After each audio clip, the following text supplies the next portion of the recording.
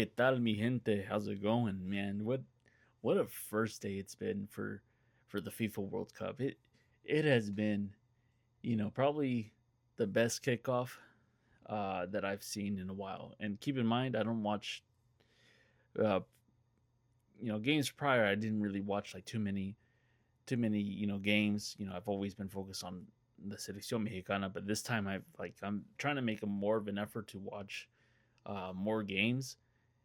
And wow, let's just say it has not been disappointing. Um, First game we had Mexico against South Africa, and then later in the day we had South Korea versus Czechia. And that's why I'm a little late because I wanted to watch the South Korea versus Czechia game so I can come back and give you you know my my thoughts on what to expect for the next game. So I wanted to wait a little bit before making this video. So this is going to be uploaded today when you watch this. Hopefully in the morning when I get the editing all done. But wow, man, what an amazing first day. From watching the performance to to uh, hearing the national anthem in the beginning before the game started. It was great. My only complaint about it was I think they should have made the the entry, or how would I put it, the opening match for the World Cup. I think they should have made it like an evening game.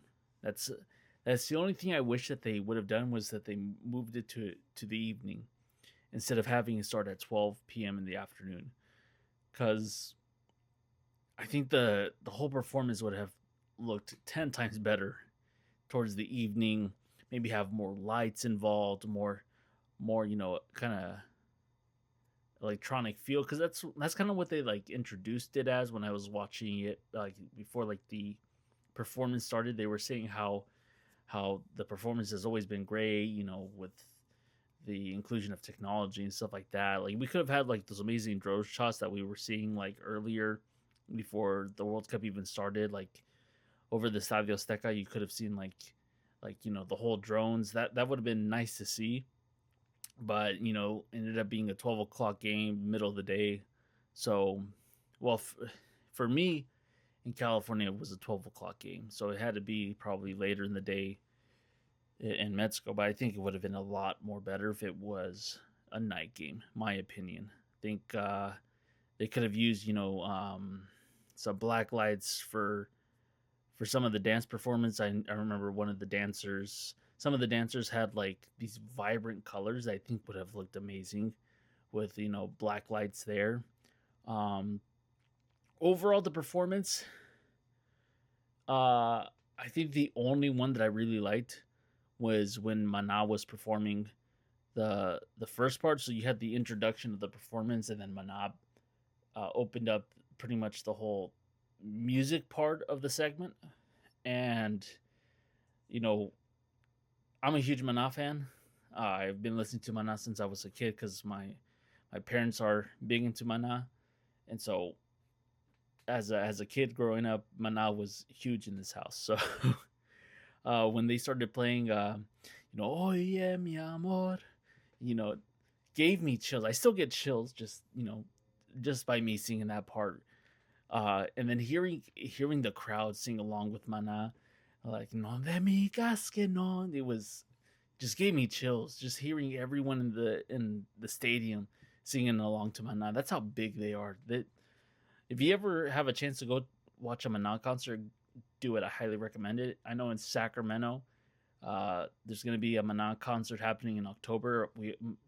My girlfriend and her family have tickets, and my family have tickets as well. We're gonna go watch it in October. This is gonna be my second time watching it. I would have had like more opportunities to watch them further back, but no, highly recommended. They're gonna be touring. I know they're gonna be in Sacramento sometime in October. So if you have a chance, I highly recommend you go see them because it's a vibe. Like practice like listening to Mana music, and then when you're ready to go, you have like that knowledge. Like, 'cause I had some family members who were like, "I didn't know you knew Mana," and I was like, "I fucking love Mana, man." So I think they had the best performance. Um, I don't remember the other artists that performed. I know J Balvin was there, Los Angeles Azules, performing. What was the song called? The one that the FIFA um, had like part of the official playlist with Los Angeles Azules, and I forget her name. I'm not. I haven't been keeping up with like my music as of since. Don't want to bring up college again, but since being in college, I just been listening to whatever I could at the time. So I haven't been like experimenting with like other artists, but that song was good. I'm still not a huge fan of Shakira's "Die Die." It's not one of her best songs that she has orchestrated, I would say. Like um, the South Africa song and then the Brazil song. I think those are like her best works. The Die Die is not really, it does what it needs to do, but it's not the best. I show Speed's version of on his take of the World Cup song. I think his song is way more better. But overall, I think the performance is great. I think it would have been a lot better if it was a night game. I think they should have moved the South Korea versus Czechia game maybe into like a morning game, because there's a couple games they're going to be playing in the morning. So I know Spain's going to be playing at like 9 a.m. on Monday, and then Argentina is going to be playing, or was it Portugal? There's a game happening on Tuesday that's going to be played at 10 a.m. So I think they should have moved South Korea versus Czechia till Friday. Have that be the first game of Friday. And that's just my opinion, but it is what it is. It still was a nice performance. And then kicking off to like the actual like introduction of the FIFA World Cup, where we had all the flags from the qualifying teams that came in. That was nice to see. Andre Bocelli was there. And I don't know who the artist he was with that was there. She might be an artist from South Korea. I don't know too many South Korean artists except for BTS. My cousin thought that she was one of the singers for, or she could have been. I don't know. She could have been the one that was there at the Coachella concert, but I could be wrong. I don't want to butcher it, but I thought that was nice, having the whole flags come down and them waving in the middle of the soccer field. I liked that. And then the national anthem, that was beautiful. South Africa started their national anthem first, and they had like the instruments playing in the background. But when Mexico started the national anthem, let me see.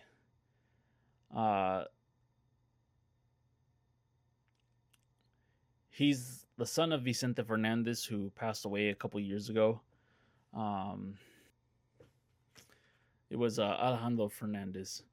Him singing the national anthem with no instruments playing in the background, like no background tracks. It was just Alejandro Fernandez singing the national anthem with the whole crowd behind him singing. It was just chilling, just hearing the whole crowd erupt with them singing the national anthem. The Mexicanos de gritos de guerra, and then so on. But just I thought that was perfect. Not having the instruments play in the background, just have the audience be a part of the national anthem, because there's something beautiful about Mexican's national anthem. It's like a call to war almost, and the fact that like it's Mexico playing in the World Cup, it's like this is our battle that Mexico's going into. So I thought that was beautiful. I loved it. And then now getting into into the actual match itself. I had full confidence that Mexico was going to be able to beat South Africa. Uh, there was a lot of doubters that did say that Mexico wasn't going to beat South Africa. Even before that, there was a lot of supporters of the Seleccion Mexicana who said that Mexico weren't going to make it out of the group stage, which has been the case um, for some doubters who didn't think that we would be good this year, uh, especially since we are playing with a lot of young guys. But if you had only been paying attention to the friendlies, you would have known that this team was different from 2022, and like we were gonna make an impact. You just had to watch them play against Portugal and Belgium, and you would have already known that this team could compete. Like this team is not the same team. So I hope this game wakes people up. I hope this game shows that yeah, we have a contending team. We should be able to make it out of the group stage and into the knockout rounds. Now, can I tell you how far we're going to get into the knockout rounds? I would like to say we're going to make it all the way, but I can't tell you how far we're going to go. I don't know. I want to believe we're going to make it all the way. I hope we make it to quarterfinals and go past the quarterfinals, because that's been the thing that Mexico could never do. They could never make it past the quarterfinal. So if we can do that, that would be huge. Uh, I just want to see us go all the way. I want to believe we're going to make it all the way. I trust this team can make it all the way. And if it doesn't happen, we gave it a shot. We gave it a shot with a bunch of young guys on the team. And if not this year, 4 years from now, we're going to have a lot of guys with experience. We have a lot of young guys getting called up to European teams. So, if not this year, within 4 years, this team is going to look 10 times better. I guarantee you.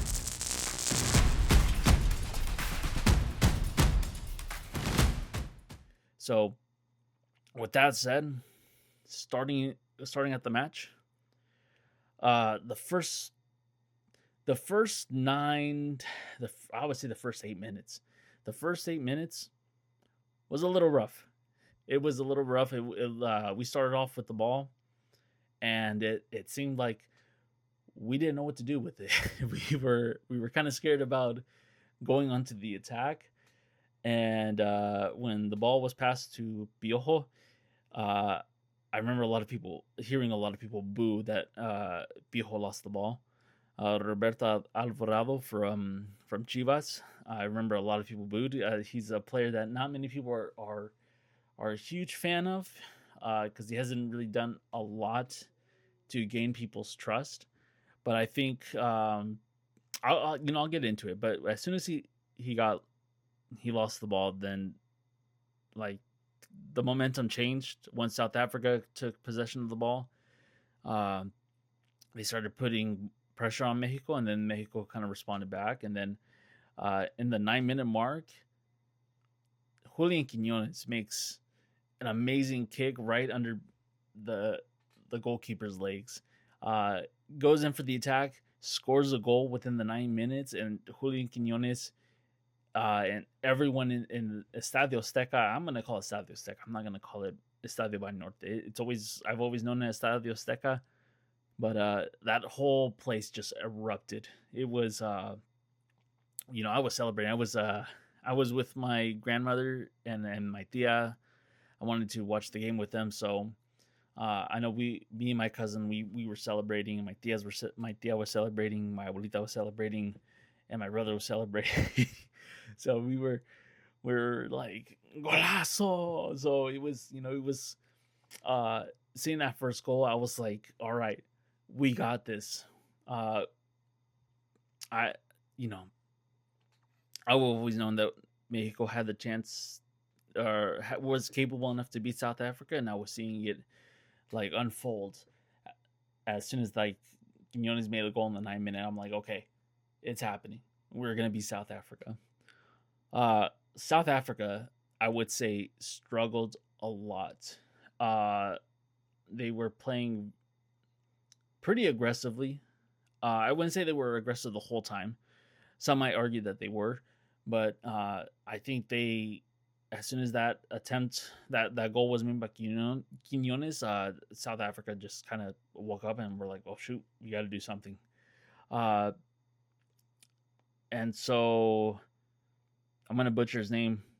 In the 17th minute, to Boho Mokoena gets a yellow card, and then in the 23-minute mark, Brian Gutierrez gets a yellow card, and so that was the end of the first half. Nothing really too crazy happened in the first half except for Quinones scoring the goal. I have to say, before I move on to the second half, we were watching on the Peacock app. So Peacock is connected with Telemundo, and Telemundo was the one providing the broadcast to the game in Spanish. And I can't do English.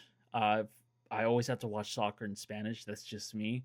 It hits different when you watch it in Spanish. It just doesn't hit the same when you watch it in English. But I have to say, from the complaints that I've heard, and when I was watching the South Korea game, when they took water breaks, they cut to commercials. And I know there was a lot of people who said that they weren't happy with the commercial breaks during the water break. And the Peacock app on Telemundo, it had no commercials.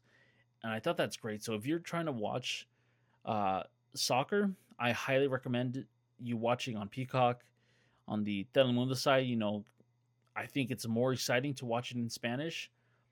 I'll give the English version a shot. We'll see how that goes. Unless, I'm not going to pay for Fox One to watch the World Cup. I'm only going to keep one subscription for one platform, and that's going to be Peacock on Telemundo. So if somebody watches it in English and I happen to be there, I'll watch it, obviously. But yeah, I highly recommend watching it on Peacock. On the Telemundo side, every game is going to be broadcast there in Spanish. So if you want to watch it in Spanish, go there. No ads, interruption during the water half break. Obviously during halftime, but nothing's really happening during halftime. So, all right, moving on to the second half. I don't remember when this happened.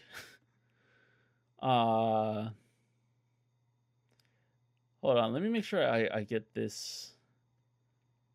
I get this right, because I do remember one of the red cards. I just don't remember if it was this one, because there was 2 red cards that got called. All right, so it wasn't this red card. Okay, so in the 49th minute, if I say this name wrong, I apologize. From South Africa, Sefefelo gets a red card as Brian Gutierrez was on the attack. He ends up getting a foul on Brian Gutierrez right before the strike zone, and so it was a kick attempt, I would say. Raul Jimenez takes the opportunity to try to kick it in or try to kick it to someone who was open. And Raul Jimenez, someone was asking, my cousin was asking me, why isn't Brian Gutierrez going to kick? And I told him it's because Raul Jimenez tends to have a good record when kicking it from one of those, I don't know what kind of shooting attempts that's called. It's been a while since I've played soccer. The last time I played soccer was when I was a kid, and then I kind of fell off with the sport, and so now I'm kind of like trying to get back into it. So call it a foul kick. I'll call it a foul kick for now. I'll at some point I'm gonna learn more of these definitions down the road. So anyways, Raul Jimenez makes an attempt to kick it. He's really good at moments like those where there's a foul called right near the strike zone, and he has a good track record when he does shooting attempts into the goal net. So uh, they let him try to kick it in, and it ends up not going into the goal net. It kind of hits one of the South African players and then bounces off. And so then the play kind of continues within the 56 and 61 minute mark. There's some changing happening on the South African side. Then in the 66-minute mark for Mexico, Brian Gutierrez gets subbed out for Luis Chavez, and my mouth is getting dry. I need to I need to drink some water so I can say roll my R's. I would say Alvaro Fidalgo gets taken out and subbed. Gilberto Moro gets subbed in for Alvaro Fidalgo. My bad. Then in the 67 mark, Raul Jimenez. Let me set the scene up. Remember how I was talking about how many people weren't pleased with Roberto Alvarado, Piojo? So, he ends up lobbing a beautiful pass to Raul Jimenez, allowing Raul Jimenez to connect the ball with his head to score a header into the goal net. And the stadium erupted once again. Raul Jimenez, tearing up with joy, throwing his hands up in the air, just amazing. Amazing, beautiful lob pass to Raul Jimenez from Piojo. So Raul Jimenez could capitalize. I know I said that I didn't know how I feel about Raul Jimenez, like me not feeling confident in Raul Jimenez, but I think the goal that he made in the last friendly kind of just like woke him up, and now he's like he's just locked in now. He did have like some attempts to shoot it in, but he was a lot more better today than he was in the last friendly. So, it was just really I was just really happy to see that. I was happy that Raul Jimenez was able to find an opportunity to score. I got nothing against Raul Jimenez. I want Raul Jimenez to succeed because when Raul Jimenez succeeds, Mexico succeeds. So I didn't feel confident in him in the last game. His last game was really sloppy, but it seems like he was able to just lock in. And because he was locked in, he was able to score for Mexico. So then 74-minute, I'm going to butcher this name as well, from South Africa, Nkosinathi gets a yellow card. Was that the one? I don't think so. I think it was the next red card. All right. So 76-minute mark. Eric Lira. Oh my gosh. I'm telling you, it's like I got con mouth and I can't speak right. I can't roll my R's for some reason. Gets subbed out for Edson Alvarez. And then Raul Jimenez, which I was surprised by this. I was not expecting this change to happen. I was expecting the player from Pumas to get subbed in because there's from many content creators who were discussing about like the pecking order of who was going to start first as a striker, second, third, and fourth. Armando Gonzalez, Hormiga from Chivas, gets subbed in. I was not expecting that. I was telling my brother and my cousin, like, I don't know if Hormiga's going to play. I don't think he's going to play. From my understanding is that they have him fourth in rotation. So if they're going to put someone in after Mexico takes the lead, if they have like 2 goals going into the first half or going to the second half, they might take out Raul Jimenez to put someone else in. I don't see Armando Gonzalez getting put into the game. But lo and behold, in the 76-minute mark, Raul Jimenez gets taken out and subbed in for Armando Gonzalez. And, I was excited, uh, mainly because I do want to see Armando Gonzalez get some playtime inside the actual World Cup, get him familiar with how the World Cup gets played. Same could be said for Gilberto Mora, for someone who's 17 years old, getting him some like experience and playtime. The fact that we're getting the young guys in to get this experience is going to help them further down the road. Maybe not during this World Cup, but like I mentioned before, in the next World Cup, these players for sure are going to get a contract. They're going to get eyes on them to go play for the European team. I know Gilberto Mora just extended his contract with Cholos from Tijuana for another 2 years, but I do know that Armando Gonzalez does have multiple contracts or multiple options to go from or to go to after the World Cup is over. Will he go to Barcelona? Who knows? I know he has interest. They have interest in Armando Gonzalez. I know he also has interest in other. He not him, but other teams have interest in Armando Gonzalez. So, what happens after the World Cup, we shall see. But just giving these young guys playtime, I think it's what needs to be done, especially when we have the lead. Just get these guys exposure. Let them understand, like, this is the World Cup. This is the level you got to be playing at. These are the opponents you're going to be playing against. And so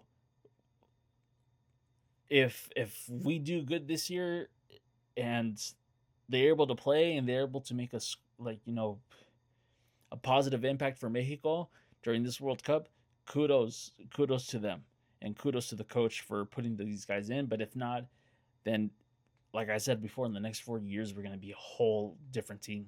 So yeah, I was just really excited to see Armando Gonzalez. I know a lot of people. I had a comment in my TikTok saying that, oh, Armando Gonzalez doesn't score for Mexico, and it's kind of hard to make a goal for Mexico when you only play for like 15 minutes. He's only started for one game, and after the first half, he got subbed out, so he hasn't had enough opportunities to score a goal. I mean, look how long it took Raul Jimenez to score a goal. It took him like almost all the friendlies up until the last one to score a goal, and it wasn't it wasn't his best goal, like the one that we saw today, where he had that lob pass header. It took Raul Jimenez a while to score a goal. So if you're expecting Armando Gonzalez to score a goal as soon as he touches the field, you're out of your mind. All right, he needs more time. He needs more opportunities for that to happen. I remember he did get an opportunity, but the opportunity wasn't it wasn't clean. It wasn't set up right. One of the players, just did a quick pass to him when he was already being guarded by a couple of guys. So, and this was inside the box on South Africa side. So it was like it wasn't a clean, a clean setup, I would say, for Armando Gonzalez to take advantage of it. I know he did have a chance. I can see someone arguing, saying that, like, oh, he had a chance, he didn't take it, and fair, but kind of hard when you're right next to your teammate who just quickly passes to you, and you have to make a quick reaction to kick a ball when you're being guarded by two guys. It's not, it's possible, but it's like the chances of you actually having enough time to turn around, kick the ball into the net, it's kind of tough. So if you're expecting Armando Gonzalez to score a goal, with 15 minutes left of the game, you're be patient. Think a little bit before you start judging. I think some of the comments may be like against Armando Gonzalez for being a Chivas player. We're all on the same team. We're playing for Mexico. Be patient. The same could be said for, like, I got nothing against any of the players in America. I got nothing against any players from Pumas or nothing. When we play for Mexico, we're playing for Mexico. We're in the same team. So I want all of us to succeed. When one succeeds, we all succeed. So be patient. Kind of ranted a little bit there, but I had to. I had to defend my guy Armando Gonzalez. He's my favorite player. I got a jersey that's coming in the mail on Monday with his number and his name on it. He's just been. I've never been so excited for a player since I started watching soccer recently, and I've been watching Armando Gonzalez since he started playing for Chivas. So then, South Africa in the 76-minute mark also makes their changes. The 79-minute mark, Julian Quinones gets subbed out for Alexis Vega. And then in the 84-minute mark, Themba Zwane, I think this is the red card that gets called for him slapping. Why am I blanking on his name? I just said his name a couple minutes ago. Roberto Alvarado Piojo. I should just say Piojo. I don't know why I'm trying to say his full name. Piojo just sounds more better. He gets slapped in the face by. I already lost my thing that I was looking at. But yeah, that red card gets called because he slapped Piojo in the face, and during the attack on Mexico's side to go into the strike zone to score, red card gets called. So Mexico was already down 2 players. A lot of people said that because they were down players, it should have allowed Mexico to score more goals. But let's see. When this red card got called in the 84-minute mark. So for you to say Mexico should have had like an opportunity to score, it's kind of hard with only like 5 minutes left. Yeah, theoretically, when you're down 2 players, you should be able to score, but within 5 minutes, it's kind of not that easy. Then the 90-minute mark, since Cesar Montes gets a red card. Don't remember why. I think he just pushed one of the South African players on the attack. Then 7 minutes, the refs give another 7 minutes for Mexico and South Africa, and then nothing really happens, and then the game ends. So, that's a wrap on Mexico versus South Africa. Amazing game, a great way to kick off the start of the World Cup. Julian Quinones getting the first goal of the World Cup. I saw a video of him. He did pull off the South African dance that they pulled on us in 2010, where they were like, hey, something like that. But I did see that he did pull that on social media that some people posted. So I think FIFA posted it themselves. So I think that was nice. I did mention it before. And some guy on Instagram told me that I didn't know ball because I was saying that that I appreciated that Julian Quinones and Brian Gutierrez were making shooting attempts. And so he said I've never played soccer before, so clearly I know what I'm talking about, because I told you guys to be patient with Julian Quinones. I said at some point he's going to score a goal, and the fact that he was, getting shooting attempts, and some people wouldn't appreciate shooting attempts. They want you to be more accurate when you're shooting, but I said, what better way to feel more confident and comfortable before the World Cup than by doing it in the friendlies. Quinones had plenty, a lot of shooting attempts during the friendlies since he got called up and he started playing for the national team during the friendlies, and now we're seeing the fruits of his labor. He just scored a goal within 9 minutes of the game. He almost had another attempt to score a goal. Didn't happen, but within the first half, in the 9 minute mark, he scored a goal. Was I not wrong? Was I not wrong that he was going to score at some point? I told you he was going to score at one point. He got comfortable, and now we're seeing the fruits of his labor, of him feeling comfortable in the World Cup. And I said, better to do it during the friendlies than trying to get comfortable at the World Cup. He's already locked in. He's ready. He scored a goal. Now he's feeling more confident moving forward. Raul Jimenez, having a sloppy game yesterday and getting a score at the end before getting subbed out, feels confident now. He scored a goal, a beautiful header. And now the players that, Raul Jimenez, me feeling not so confident in him before the start of the match, now I feel confident in him. I'm ready to move forward with Raul Jimenez.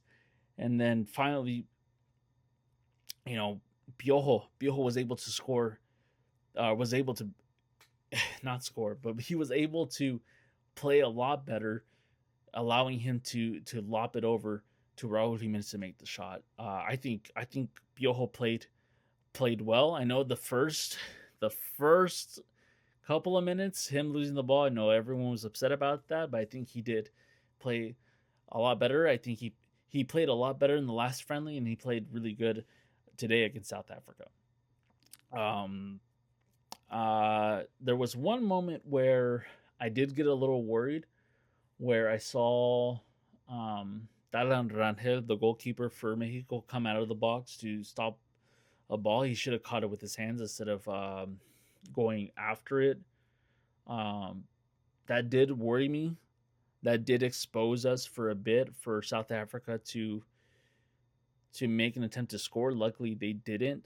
That was the only thing that I think I wasn't too pleased on the defensive side and against Talan Rangel, but he did prevent South Africa from scoring. That was the only, like I mentioned before, that was the only thing that was really concerning, that he came out of the box and left himself out in the open for South Africa to make an attempt to score. So thankfully that didn't happen. Hopefully that doesn't happen again.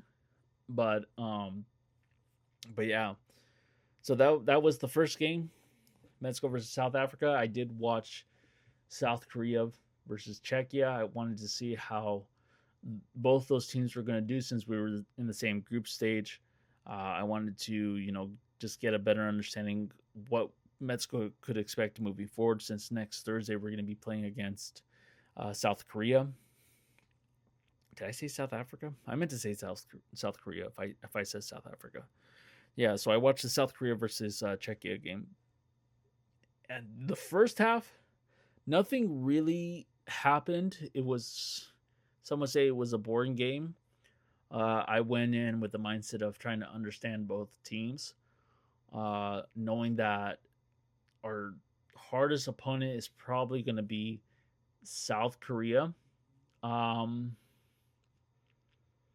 Is it wrong to say that I feel kind of concerned going up against South Korea and South Korea and Czechia? Because what I've noticed is South Korea was really good on the attack,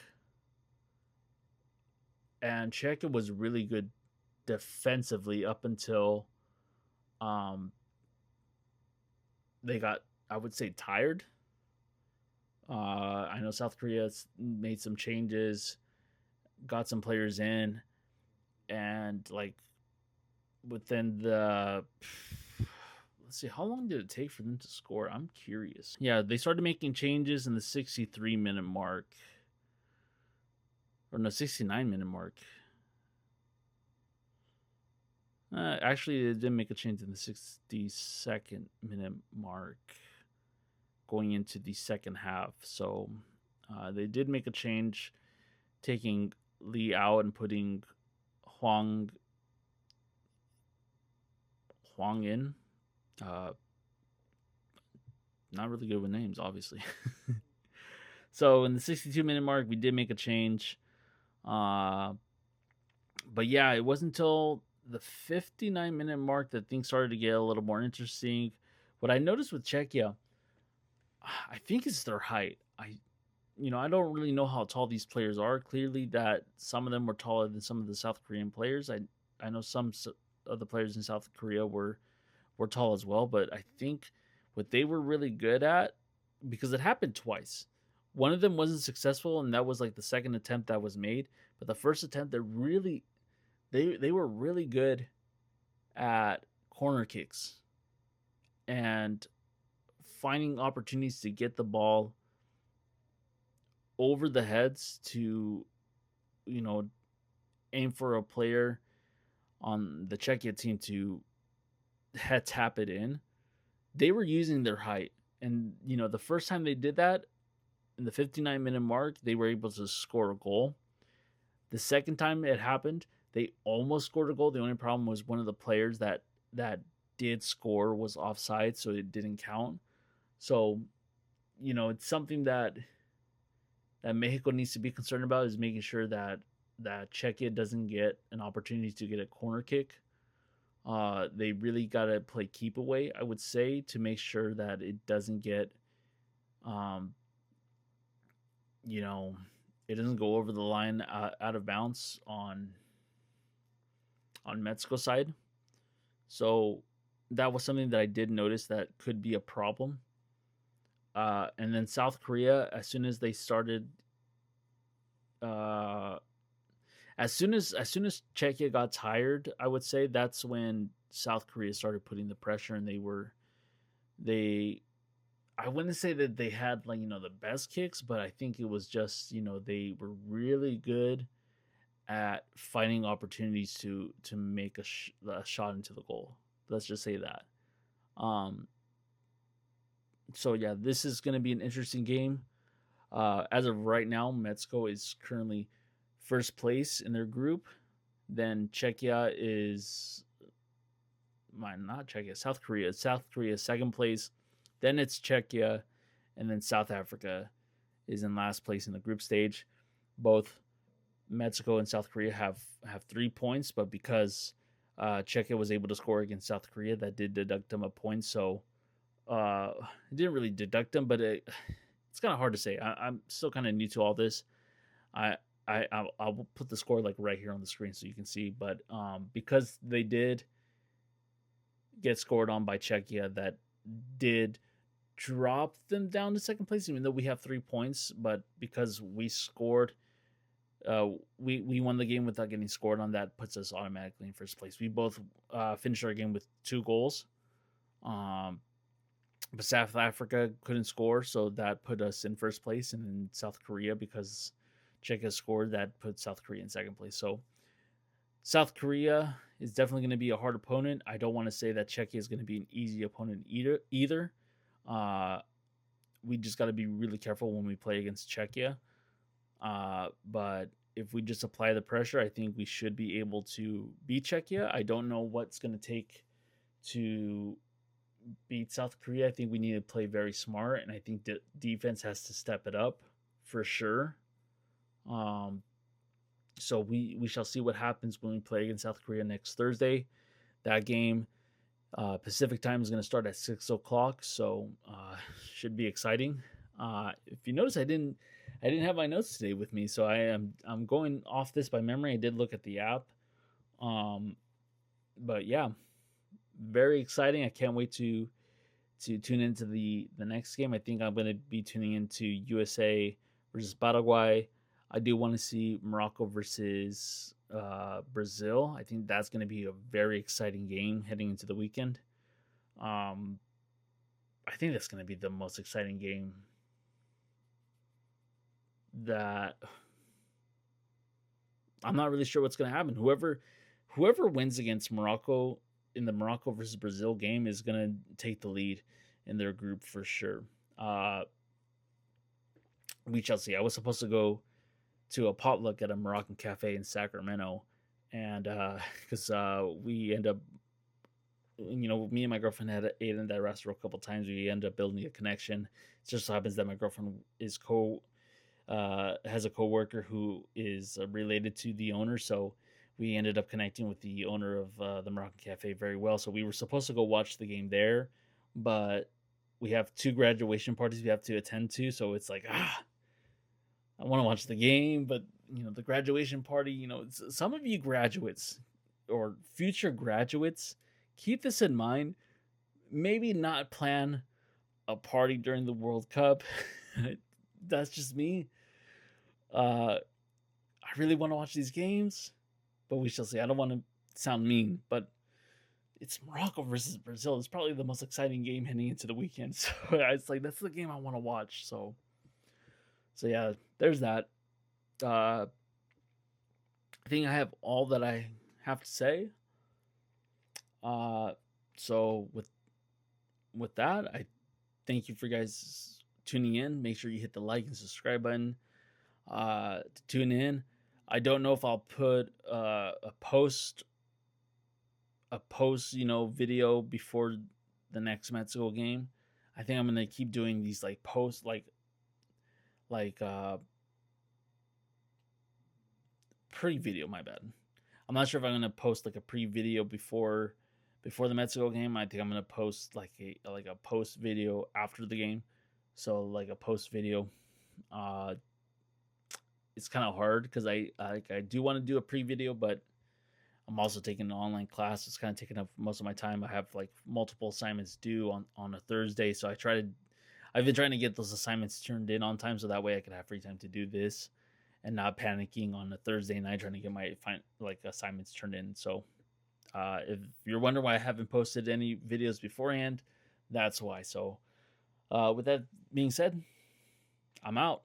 Thank you for tuning in. Muchas gracias. Hasta próximo. Peace.